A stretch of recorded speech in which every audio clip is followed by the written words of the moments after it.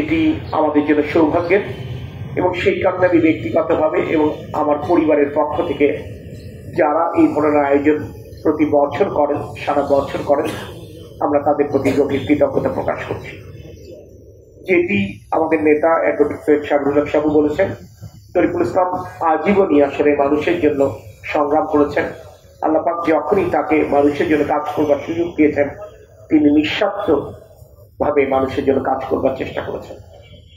আমরা যারা রাজনীতি করি যশোরে বিএনপির পতাকা তলে, আমরাও চেষ্টা করেছি তরিকুল ইসলামকে অনুসরণ করবার।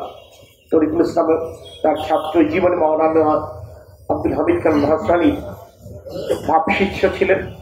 পরবর্তীতে শহীদ রাষ্ট্রপতি জিয়াউর রহমানের হাতে ধরে তিনি জাতীয়তাবাদী দলের পতাকা একদম অঞ্চলে তিনি প্রতিটি ঘরে ঘরে পৌঁছে দেওয়ার চেষ্টা করেছেন।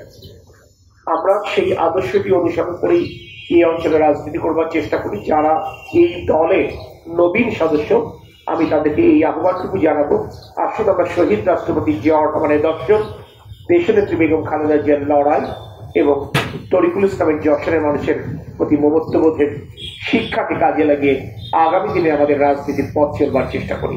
মহান আল্লাহ পাক আমাদের সহায় হন। আল্লাহ হাফেজ।